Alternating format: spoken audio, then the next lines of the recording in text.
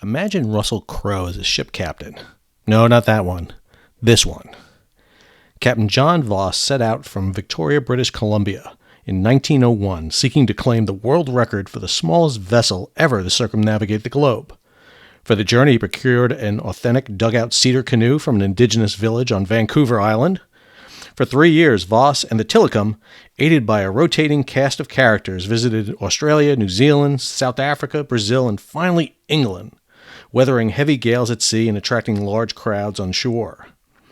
This story is recounted by John MacFarlane and Lynn Salmon in their award-winning book, Around the World in a Dugout Canoe, on this episode of the NASO Video Podcast.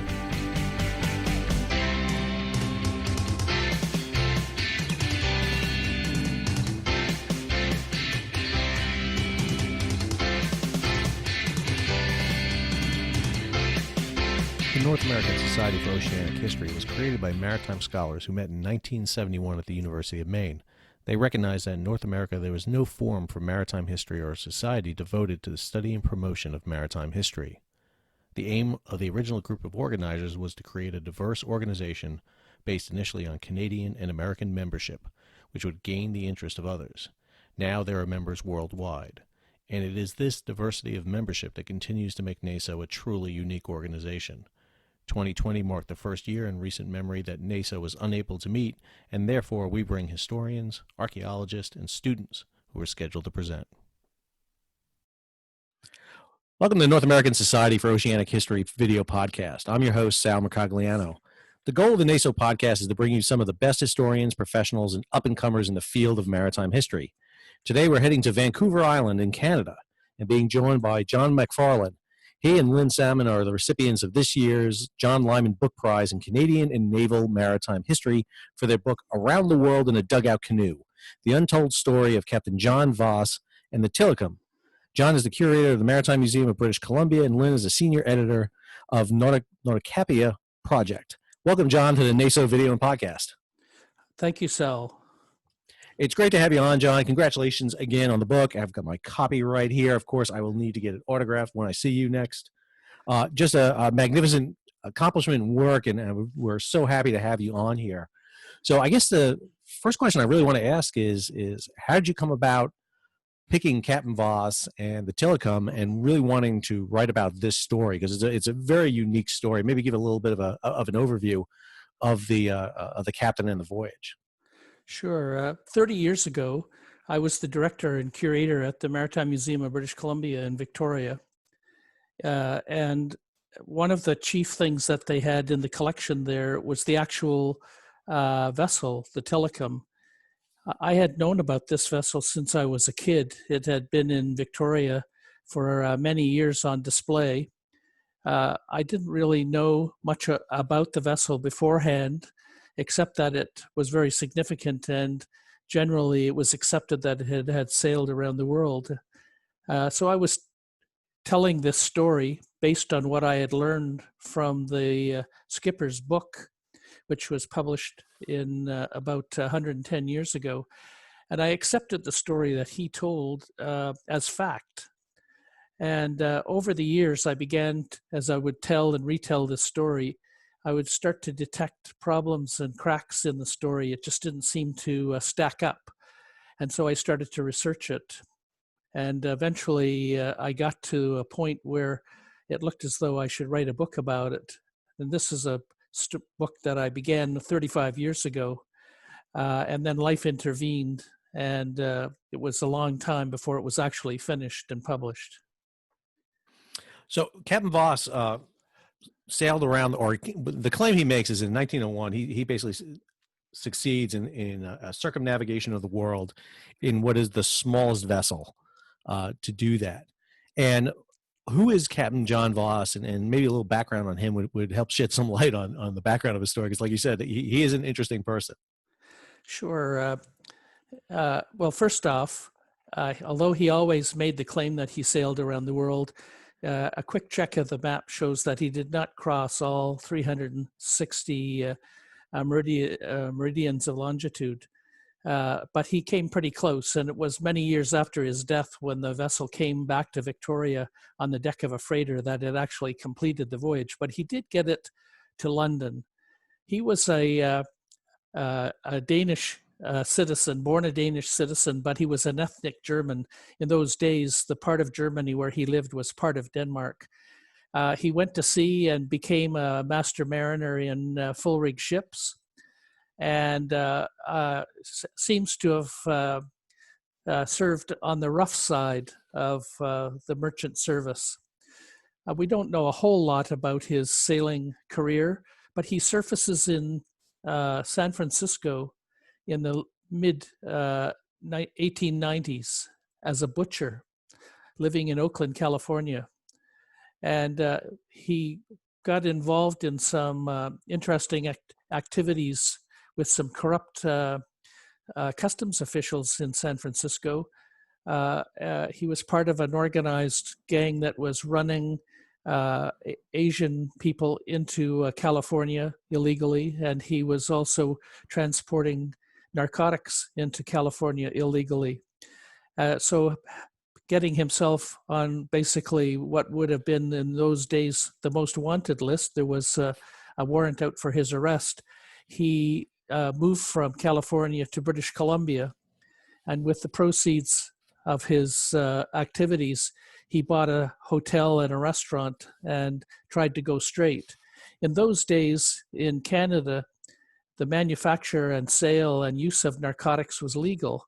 So it was much like the rum running trade when alcohol was being transported from Canada into the United States. In those days, it was legal to take drugs from Canada into the United States. And so the people of Victoria did not see him as a criminal. In fact, he was celebrated in the newspaper as a successful businessman. He grew bored with the hotel business, and it occurred to him that he should do something that would make him rich and famous. So he and a newspaperman in Victoria dreamed up a stunt. They had both read Joshua Slocum's book, Sailing Alone Around the World, which had been published a couple of years earlier. And they observed that Slocum was rich and famous. And they thought if they could out-Slocum Slocum, that they would succeed in greater measure where Slocum had already beaten down the path. So they came up with the idea of sailing a dugout canoe, a First Nations dugout canoe, all the way around the world. And the newspaperman said that he would write the book and make them famous, and Voss would get them home safe. So, I just that story itself is there's so many elements of Captain Voss that are just amazing. And having been a merchant mariner and a dad who's a butcher, it really struck me this story to begin with. But the concept of the native dugout canoe, it's one thing to sail around the world and do it, but the choices they're making here are just really interesting. Why the Tillicum and why that selection for this voyage? Because this is not a traditional vessel that is designed for such a epic voyage, is it? Well, not normally. These vessels were used by First Nations people for coastal work, but there were large models of these canoes which were used for whaling. First Nations people would take these vessels offshore for several days at a time in pursuit of whales and capture the whales and tow them back to shore. Captain Voss observed that these vessels handled very, very well in heavy weather. And it's over the subsequent years, mariners have observed that there's something about their design which makes them really good sea boats.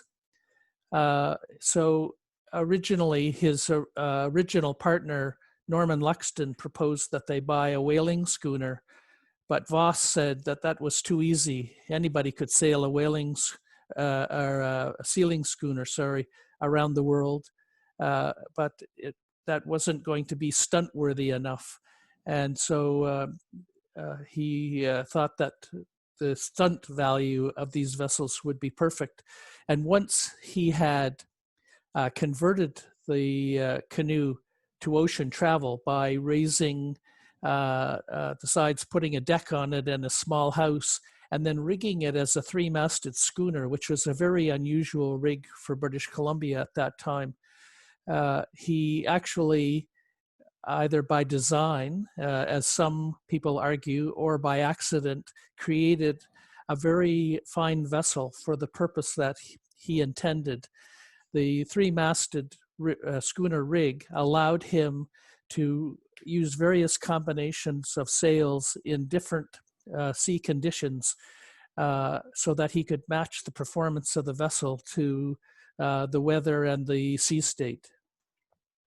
She looks very similar to, I've sailed Chesapeake Bay log canoes, which are not exactly dugouts, but fairly similar. And she looks at very much on that kind of sail plan and configuration. And they're very good boats. I mean, they definitely, and I would imagine that the First Nations who conducted whaling for quite a long time in some very rough water there in the Gulf of Alaska, know a good vessel when they see it. And it's just an interesting derivation. The schooner rig is unusual. You don't tend to see that. Very good, but for having to sail against the wind and definitely in the currents they want. You mentioned Norman Lester. What was his role in this, and why does he drop out? Well, Luxton was the actual originator of the idea. He was running a small scandal sheet newspaper in Victoria, and it was failing. Life was not unrolling for a young fellow in those days.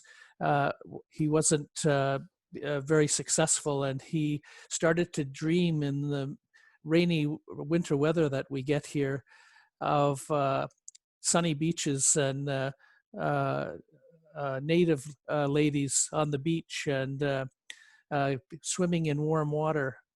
And just down the street,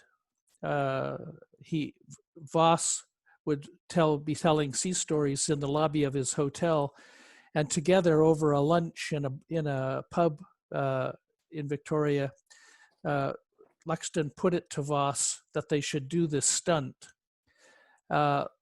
Luxton really had no sea experience at all previously, and really was quite unsuited to a sea voyage. On the first leg of their voyage across the Pacific, they went for approximately 60 days without sight of land, and the living conditions on this little vessel were absolutely atrocious. The cabin was so small that only one person could be in it at one time. So, of course, with just two people on board, it meant that for 12 hours a day, one of them was outside and the other one was inside, either sleeping, cooking, or cleaning. For 60 days, anybody who has been in a small cabin and understands cabin fever, I think that over that period, the two of them grew to hate each other with a great intensity. And Luxton vowed that as soon as they got to a suitable seaport, he was going to leave the voyage and go home, because this was not paying out exactly the way that he had imagined it in his mind.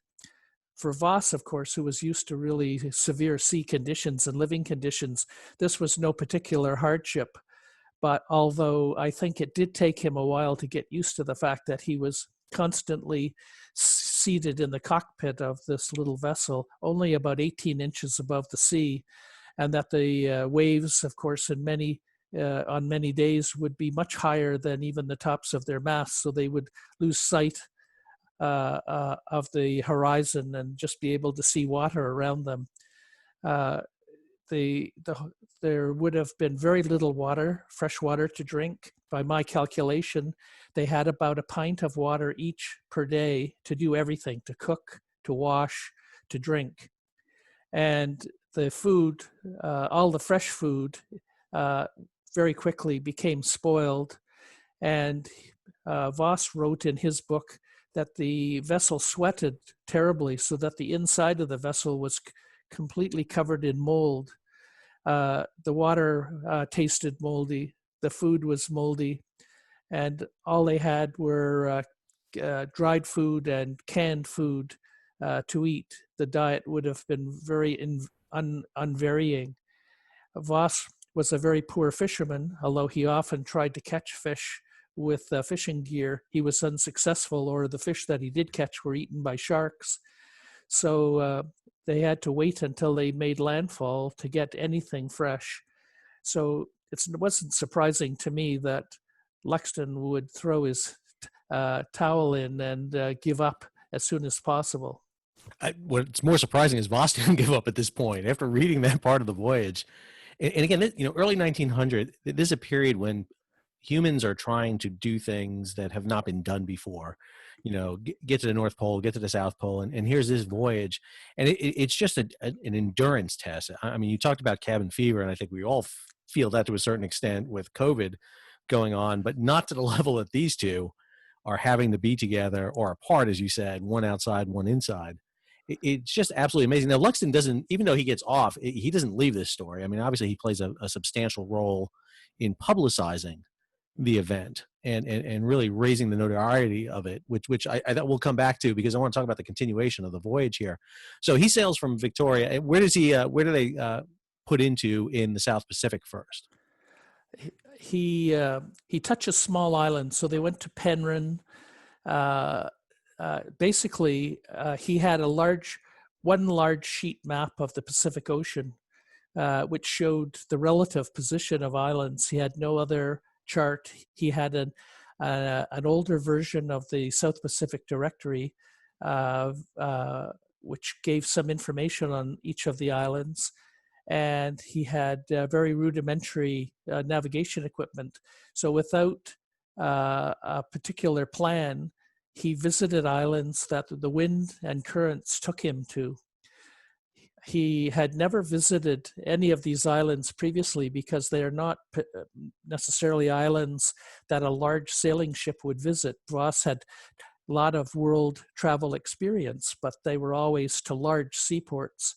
And he was very apprehensive. He actually passed up the opportunity to visit some islands because he noted on the chart that there were tiny annotations that there was cannibals living on various islands, and he was very frightened at first of the local people and believing that they would attack him if he came close to shore. Over the course of the voyage through the Pacific, he grew more and more confident about the capabilities of the vessel, and also he grew to develop social skills such that he then welcomed the interaction with people on the various islands and to look forward to the adventures that they were having. As you can see on the map here, he visited Penryn and some other small islands in the Cook chain.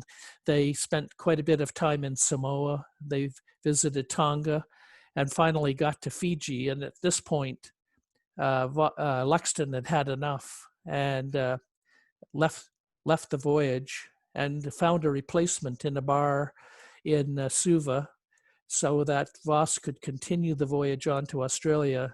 Luxton went to Australia by steamship, which was more in keeping with the kind of style and experience that he'd been looking forward to.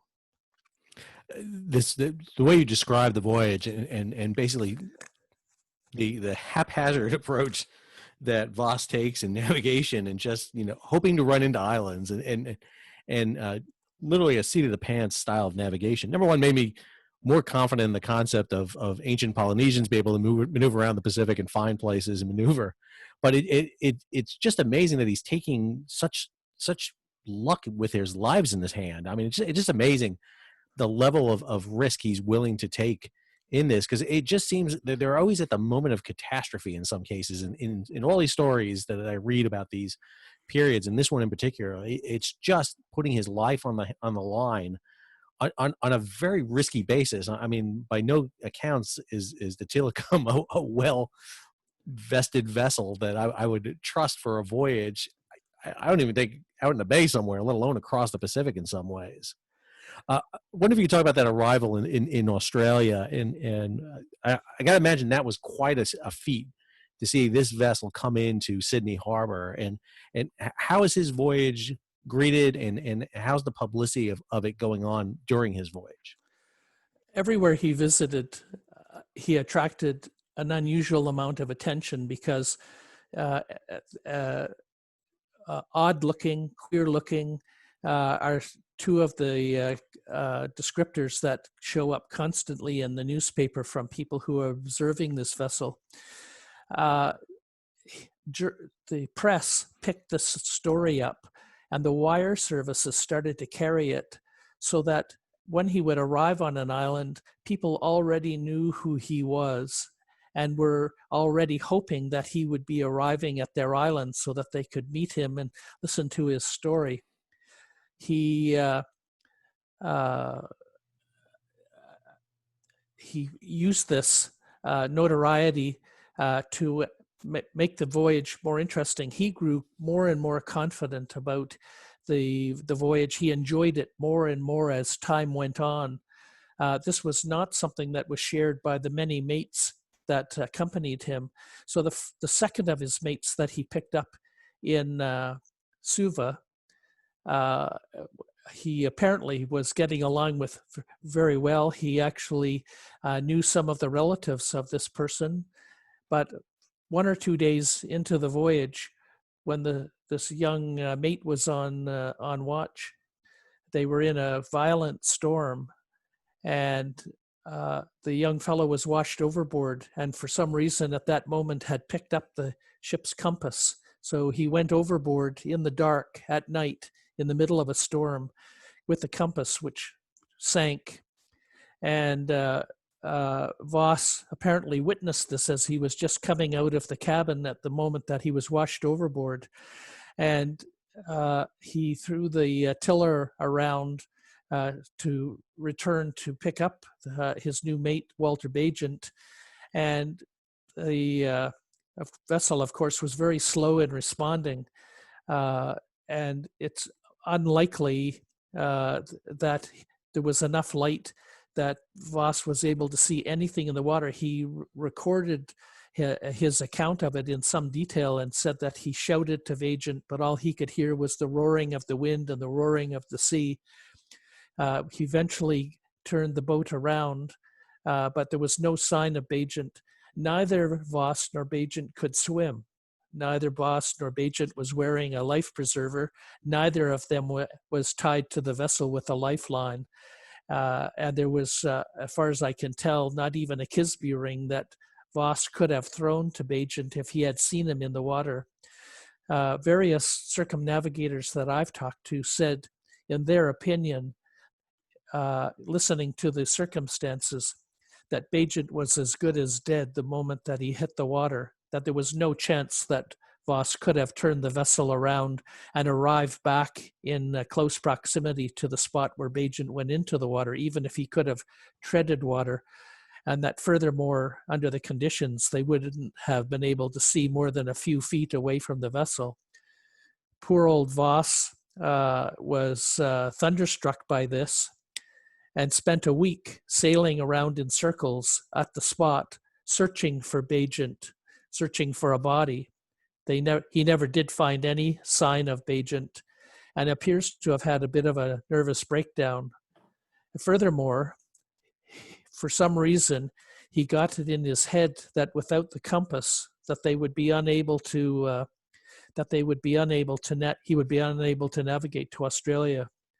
But as again the circumnavigators have pointed out, all he had to do was to look at the rising and setting sun and point his vessel towards the west, and that sooner or later he was going to hit Australia.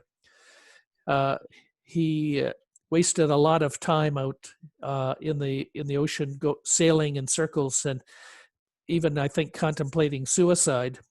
When eventually he did turn his vessel west, and much to his amazement, arrived off of Sydney Harbour. He'd already been reported overdue by Luxton, who was waiting in Sydney for them to arrive. And so even though they knew that there could be an odd-looking vessel appearing off of Sydney, the signal station reported that a very strange-looking vessel was entering the harbour. Voss refused the assistance of a pilot He didn't want to pay the fee, so he sailed into Sydney Harbor on his own, landed, reported the death of Bagent, went to the post office to pick up the mail, and in his mail, there was a letter from Luxton saying that he was staying at a boarding house in Manly and that he was looking forward to seeing Voss. Voss immediately went to Manly, and they had a reunion. And this is where things started to come apart. This is the first place that they actually put the vessel on display, and they hauled it out of the water and were charging people a fee to come to see it. Voss gave lectures for which he charged a fee. And although he at first was not much of a showman, he began to acquire the skills of a circus huckster very quickly. He was a natural born salesman, I think. And it's recorded that he was able to gather very large crowds to listen to his yarn and to tour the vessel. And this is at the point where Luxton began to back out of the voyage, and he decided that for a while he would stay in Sydney and that he would eventually work his way back to North America. Voss engaged the third of what I reckon is about 12 mates here in Sydney. It was the secretary of the canoe club in the harbor, who made a big fuss about the fact that he was going to sail with Voss to England and then on to Victoria, and that he was looking forward to the great adventures. Voss then sailed with him across the harbor, and the third of his mates got off the boat and was never seen again. He apparently reckoned that to stay on the vessel was a sure way to be killed. And of course, it had by this time was known that the second of the mates had been washed overboard, so that automatically made people nervous. But there was no end of people applying to Voss to take the empty slots. Everywhere he went, people were lining up. Curiously, at this stage, a woman applied to be his mate, and apparently she had a lot of sea experience. But Voss, who was a married man, thought that it would be scandalous if he took a woman along with him on the little vessel as a mate, and so he turned her down, picking instead another applicant. The mates generally only stayed with him for one leg of the voyage at a time. They usually had enough of the terrible conditions on board and would leave at the next port of call. And this is where the press really gets interested in the voyage. And the Tillicum, the boat, and Voss become rock stars of their age. They become famous for being famous. That I liken it to them being a cross between the cast of Game of Thrones and the Kardashians. The reports of their movements were picked up by the wire services, and there are thousands of newspaper references to the movements of the vessels, people's impressions of what they were seeing, and these were often translated into foreign languages and carried in foreign newspapers as well. John, first of all, I'm amazed that he was able to continue to get mates to sail with him, especially after the first performances there. I would think after Luxton and then the loss of his other mate, I would just imagine it'd be hard to get him. He does not follow a direct route, obviously, from Victoria to England. Matter of fact, leaving Australia, he follows a kind of circuitous route. What's the background here? Why take that route to New Zealand? And again, his view seems to be he does take to that huckster role, as you said, very well. I think what sailor doesn't tell a good story, and I think he starts to see an opportunity really to monetize that in many ways. But why the circuitous route? I think anywhere where there was interesting people willing to entertain him, friendly surroundings, perhaps a place to get a free meal, he was interested in staying in. So the friendlier the port, the longer he would linger. And he stopped in a number of locations down the coast, between Sydney and Hobart. He was in no particular rush. And in one port, and in each port, he would haul the vessel out and do displays. And eventually he published a little pamphlet that he was selling. He was making quite a lot of money in each of these ports. And in one of them, the moving company that he engaged to move the vessel dropped it. And apparently the hull split and huge cracks opened up in it. And he sued the moving company for the cost of the repairs to make the hull whole again. And this apparently took several months, perhaps up to 6 months. And he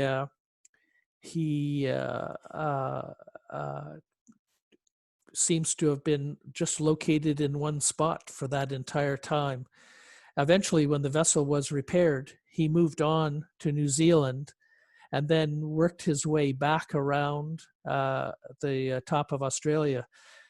It didn't seem to occur to him that he was interested in setting any kind of duration record. He wasn't trying to make the shortest circumnavigation.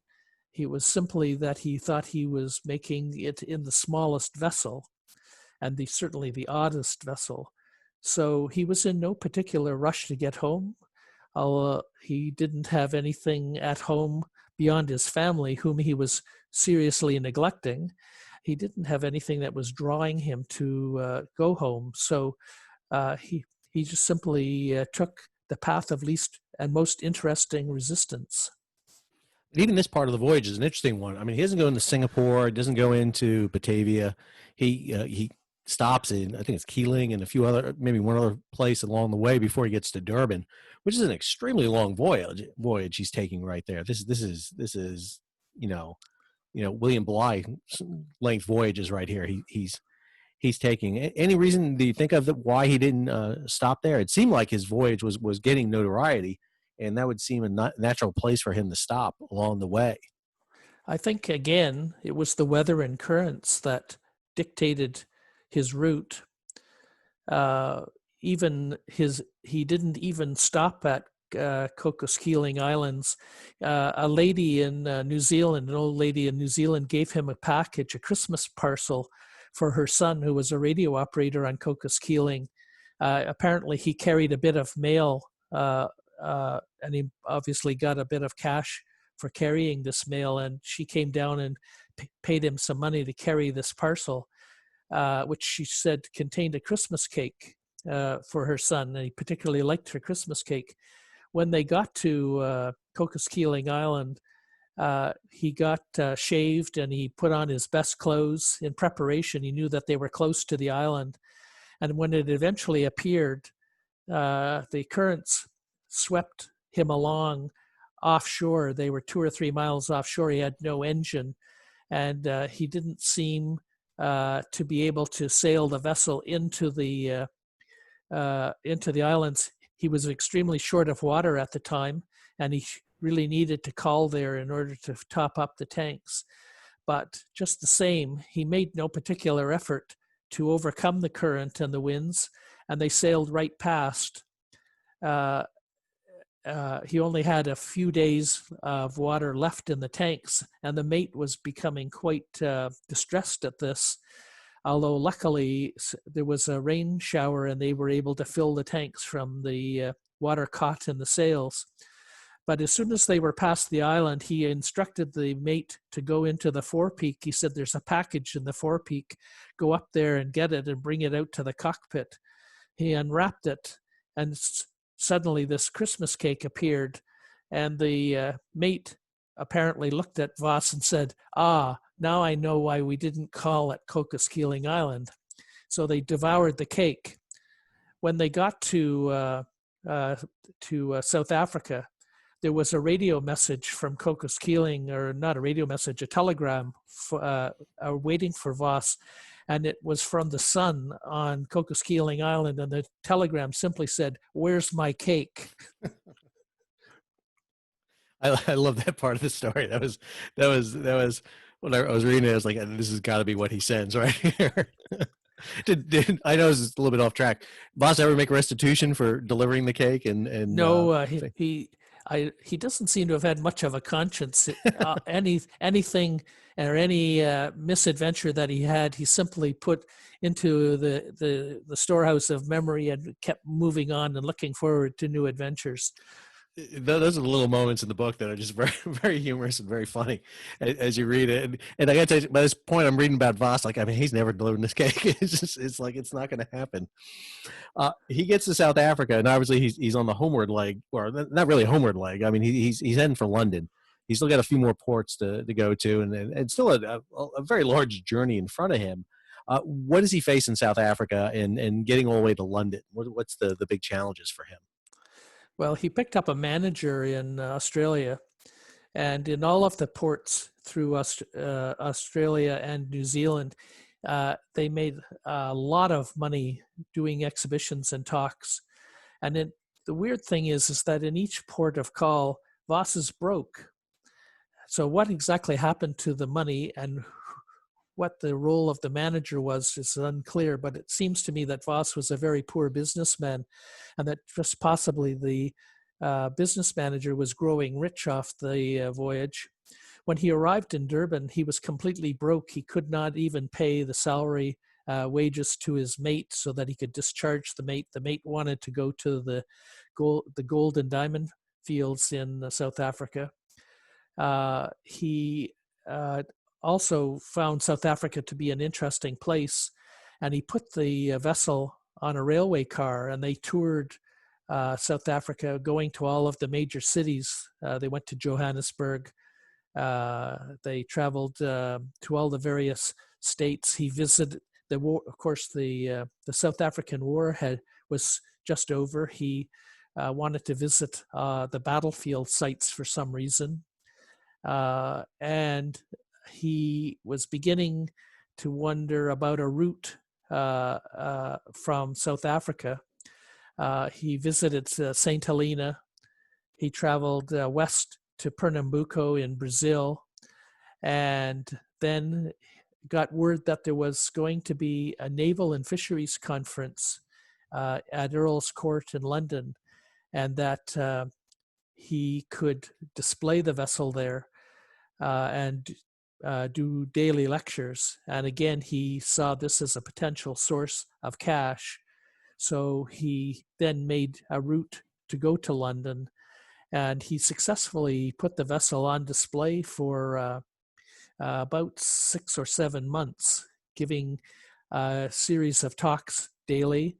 He also, while he was in London, was invited by Sir Ernest Shackleton, whom he had met in New Zealand, to address all of the major geographic societies in England and Scotland. So he gave a lot of lectures about his trip, about dugout canoes, and his theories on small boat sailing at these academic societies in London. And Sir Ernest Shackleton nominated him to become a fellow of the Royal Geographical Society.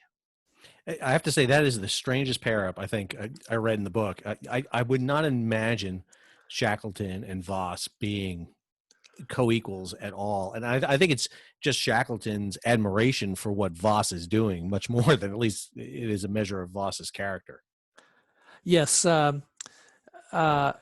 it's thought by some that it was the memory of the fact that Voss had been able to make this voyage in a small vessel that gave him the courage and inclination to be able to sail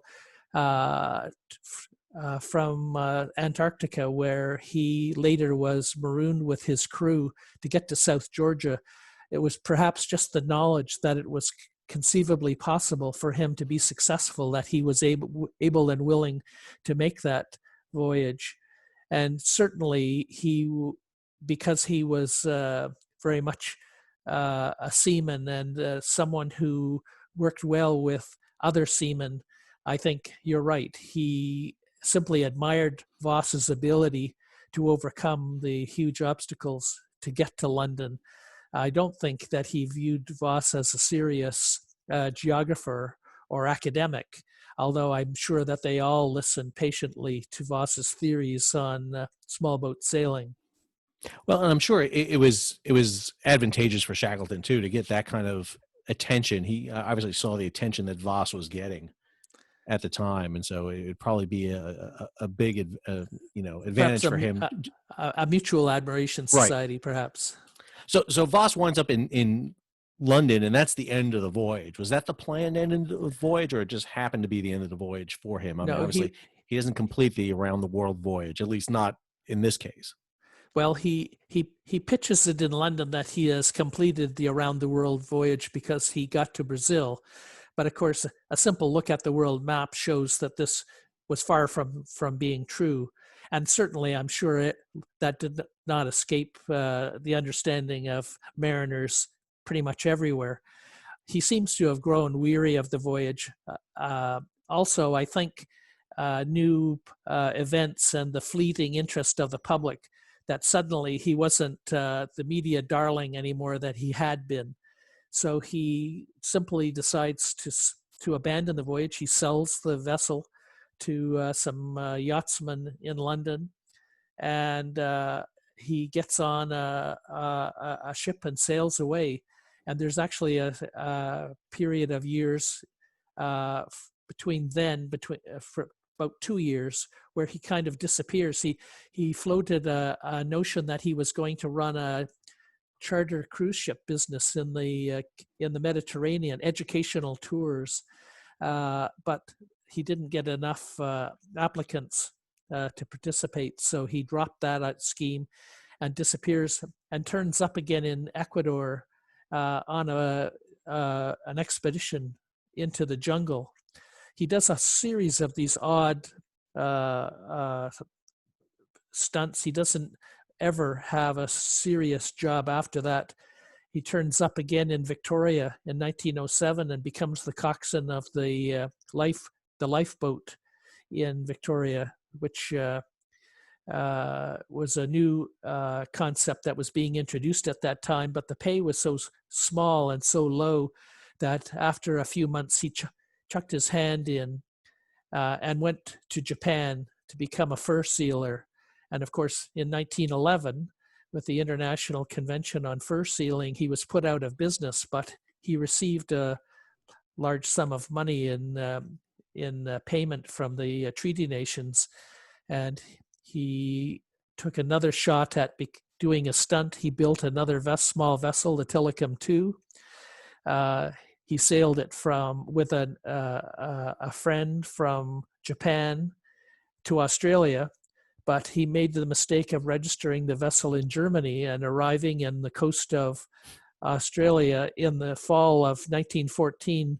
This was not a good time to be sailing a German vessel in a British dominion.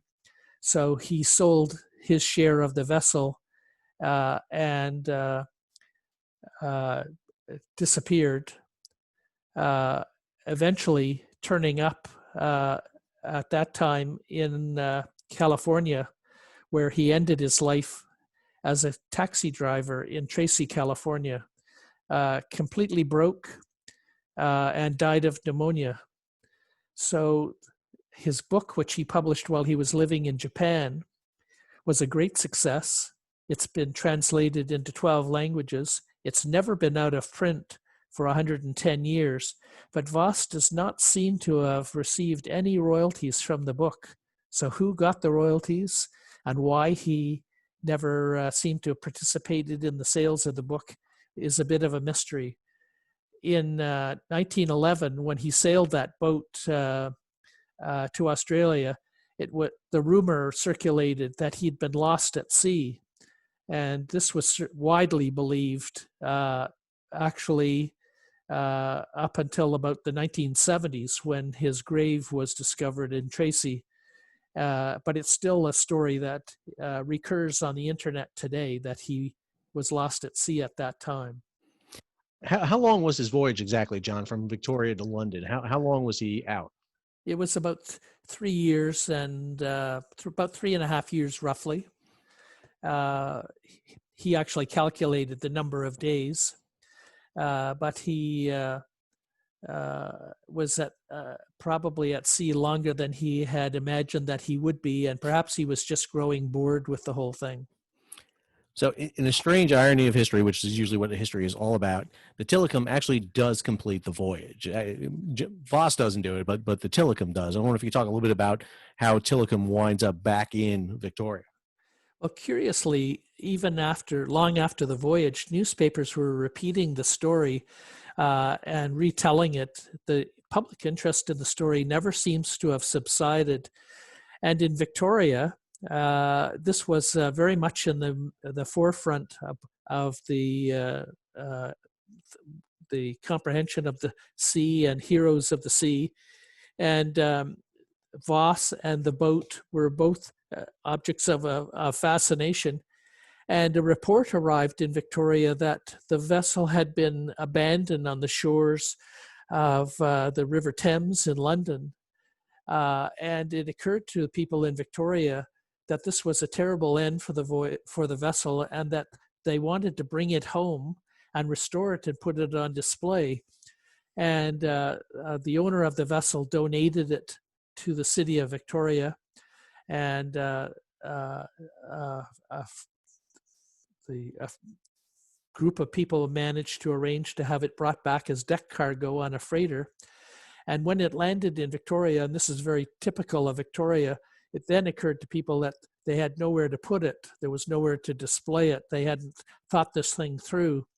And it ended up in a public park near the Parliament buildings, first on display without a shelter, then later with a shelter. It was vandalized. It was constantly a source of concern, both from people who thought it was an eyesore to people who thought that it was a great treasure that was not being properly looked after. The British Columbia Historical Federation intervened. The Thermopylae Club, which was a group of deep sea sailors, men originally who had rounded Cape Horn under sail, took it on to maintain the vessel. And eventually, when the Royal British Columbia Museum was building its new building, they chose the site where the vessel was on display, and basically decided that they didn't want this vessel. They didn't want to display it in their museum. And so they contacted the Maritime Museum of British Columbia and asked if they would like to have it. They fortunately stepped forward and said yes. And they broke a hole in the side of the building in order to get it inside. And it was on display there for decades. And that's how I came into contact with it. It was the chief and most important artifact that was on display when I was the director. And that's when I first came into contact with it. And that's when I first began to examine the story. And for some strange reason, I grew a spiritual affinity with the thing. Every morning I had to come in when I would unlock the museum, and the panel to turn on all the lights was behind it. And so I had to put my hands on it every morning. And it became a little bit of a ritual for me. And I would think about Voss, and I would think about the places the vessel had been. And I grew to respect Voss and to love the vessel through this. In 2015, the building was declared unsafe. It's a really, really old building, one of the original buildings of Victoria, not seismically safe. And so the museum had to move out of the building. Fortunately, we had pictures of the place where the vessel had been entered, and so they were able to knock the same bricks out of the wall and extract the vessel. And then it was put into a warehouse, a secure warehouse, but it's a place where the public cannot see the vessel, and it's not really the most ideal place for it to be stored, but at least it's safe and it's not being vandalized. Are there any plans to get it back on display in the near future? We don't know. The Maritime Museum is currently, even as we speak, working very, very hard to find a new venue. They're looking to build a new building. and the final plans are not firm yet. So I'm hoping that there will be a place, should this new building materialize, where the vessel can go back on display and be properly curated, and the story can be properly told. It's such a rich maritime history up there in British Columbia, especially in fact Victoria. We certainly hope to hear that take place here in the near future. Well, John, I've really appreciated this story. I have to say that if this story does not get bought by Hollywood and made into a movie, I mean, we can definitely. I could see Russell Crowe sailing this the Tillicum across the Pacific right now, and proceeds from the movie being used to help get the vessel into a new and proper museum. You were mentioning before that this book has been on the bestseller list for how many weeks? For 25 weeks. Wow, that is an amazing performance. And I think it has a lot to do with not just the story, but the way you tell the story, the way you and Lynn are able to bring this forward and bring it to life. I think it's a fantastic read. I want to thank our guest, John MacFarlane, for joining us on the NASO Video Podcast. We will have links to John's work around the world in a Dugout Canoe in the show notes. I strongly recommend it. It's the winner this year of the John Lyman Award for Best Canadian Naval and Maritime History. A definite must read, put on your bookshelf. It's just fantastic. If you liked our video and podcast, be sure to click like on YouTube or give it 5 stars on the podcast provider. Please subscribe to our channel to receive updates as we continue to interview maritime historians. You can follow NASO on Facebook or on Twitter at NASO_history. The best way to follow NASO is to become a member. As such, you receive our newsletter, our quarterly journal, Northern Mariner, which we publish jointly with the Canadian Nautical Research Society. Go to www.naso.org, click on membership to join. Until our next talk, keep sailing.